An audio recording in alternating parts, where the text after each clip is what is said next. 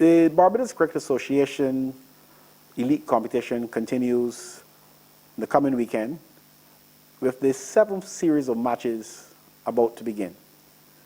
And a bit of a change at the top of the standings. Going into the 6th series, Empire and Wildy were joint leaders. And of course, the Empire side blown away by Spartan. And going into this 7th series, the standings have taken a slightly different complexion, with Spartan now leading along with Wildy, both on 77 points, followed by Empire just one behind. And after 2 batting meltdowns in the last 2 series, probably still fortunate to be still up there. They are on 76. Wonders chasing the pack on 71. And then a bit of a gap. UWI on 55, unusual for them to be so far behind.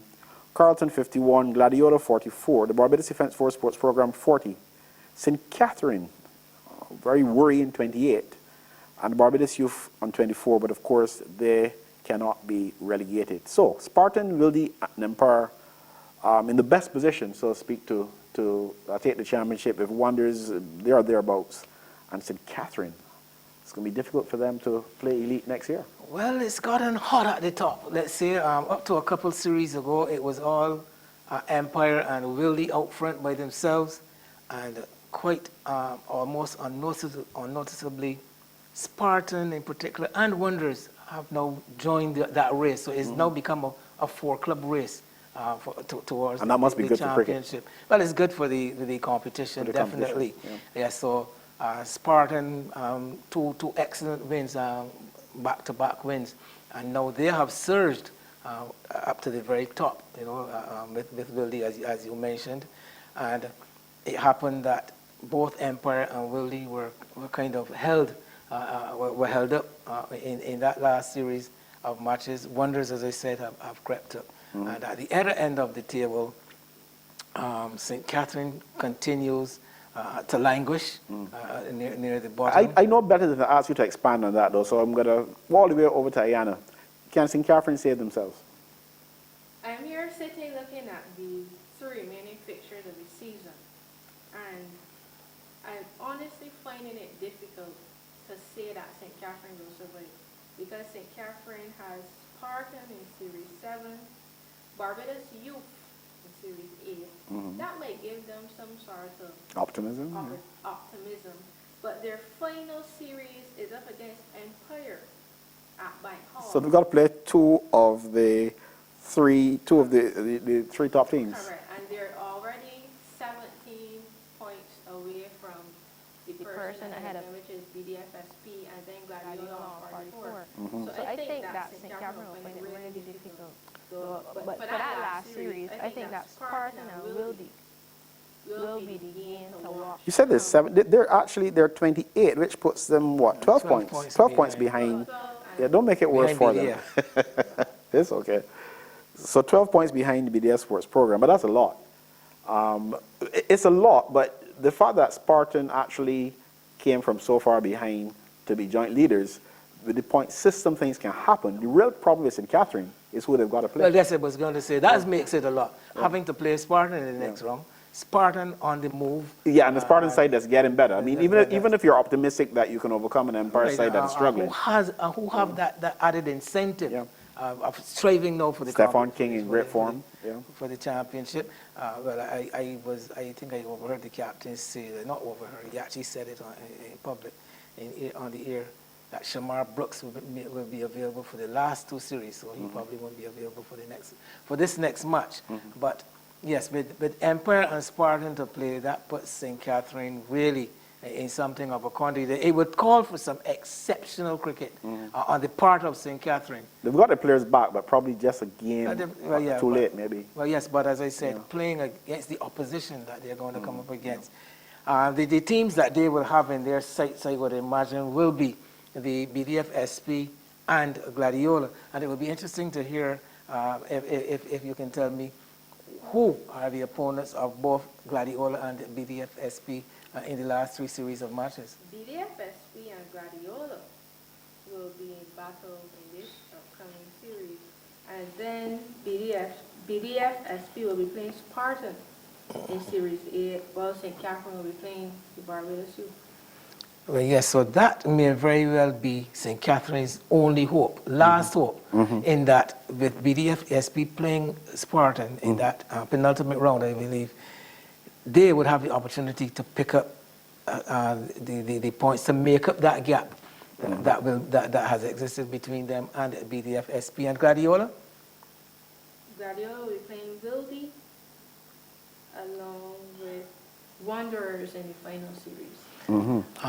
Both of these teams, Wildy and Wonders, it should be noted, have been weakened in recent over the last couple of series. Players have gone to Australia. The exodus of players are going to Australia, and that may also have an effect, particularly in the case of Wildy, because they lost some very key players. But they've picked up Terrence Hines, although I get the impression he may not be available for the rest of the season, for all of the matches, the remaining matches. But Terrence Hines be able to make up for Jerome Jones, Carlos Maynard, and well, I'm not suggesting he can make up for all of them. I know you're not suggesting it, but it's better than not having picked up anyone. Yeah. Right? So, yeah, that could be Wildy not having the kind of strength and resource as they would have started the season with. I'm an eternal optimist. And despite your dodging in the past, we're going to go to the top. Who's going to win this championship? I don't know. Ayana, help me. I will put my money to Spartan. I think that the last two series they've played some really spirited cricket. Empire, I think I'm a little disappointed in them because I thought that they had prime opportunity against Wildy to almost seal the deal, but probably batted a little too long, and in the end they suffered for it, missing out by 1 wicket. And that 1 wicket probably could have just been another 5-10 overs too much that they batted. So I am going to go with Spartan. Okay, so Ayana goes with Spartan. Win doesn't go, and what I'll do, I'll tell you the matchups for the next series. Wildy up against Wonders. Wildy on 77 up against Wonders on 71. The Barbados Defence, and that game is being played, it's Wildy's home game. The Barbados Defence Force Sports Program at home at Paragon to Gladiola. The BDF Sports Program on 40, Gladiola on 44. So that's a close to the bottom of the table clash. The lower part of the middle, so to speak. Spartan versus St. Catherine at Queen's Park, and Spartan on 77 points against St. Catherine on 28. Spartan can use that opportunity to really, open the gap at the top if they play true to form, if both sides play true to form. And then we come down to Barbados Youth versus Carleton at Harrison College, a match that will not impact in any way, in any significant way, on the outcome of the season, unless Barbados Youth can upset either end. Unless Barbados Youth can really beat Carleton off the park and the lower teams gain wrong on them and cause them some alarms. Not maybe the likely scenario given. Yeah, I don't think that Carleton is going to forfeit the game and give the youth 20 points. That's the only way the youth are going to beat Carleton. Okay, so you're actually sticking your neck out, Wayne? No, I'm not sticking my neck out. I am saying that the Barbados youth team, the whipping boys of this competition, will not get 20 points out of Carleton. UWI versus Empire at the 3Ws. This is, which game you're talking about? At Commonwealth. UWI versus Empire. It's going to be played at Commonwealth. I'm sure you're going to tell us why. Because there's graduation at the University of the West Indies. And it's their home game, and Commonwealth is available, and they're using Commonwealth. Yes. Right. So the thing about that is, though, that this is not the UWI of old, although they had a pretty good win in the recently concluded round. Fortuitous to some extent. Fortuitous? In that Wildy had some problems with, Gladiola had some problems with personnel, and they would have played with a depleted, a shortened battle lineup in the second innings. Yes, they would have played. One player was ill, another had transportation issues, a bit of a mishap, and one player was overseas on business. So I could agree with you to some extent. I wouldn't take away too much credit from them because my own assessment at the end of the second day would have been that if they could get up to a lead of 150, it would be an interesting game. Even that, proved doubtful in the end because UWI cruised home and won quite comfortably. I think they lost 2 wickets chasing just around 99 or so. So I get where you're coming from, but I would still give them some credit for the win. And but at the same time, I don't think Empire will lose any sleep over this particular UWI side. Having said that, Empire hasn't been playing well. Although CPL is finished, Jonathan Carter is back. Good point. Joshua Bishop is back. Shamar Holder is back. So the UWA side might not be the same side that it's probably been for the last 2 or 3 years. They've lost Nicholas Curtin, though. I mean, they lost him for the game that was just completed as well, but that's going to be a big loss. He has scored runs in every match so far. And the majority of the Yeah. This may very be ominous sign for Empire. The way the Empire has been batting. But yeah, actually, I was just about to say that they very, very well may lose some sleep. But we will find out in a relatively short time how that will go and get some insight into this season. Any final thoughts, guys?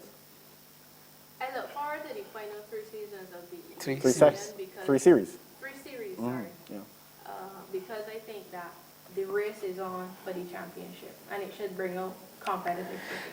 Sentimentally, the average Barbadian cricket fan, I get the feeling, does not want St. Catherine to be relegated.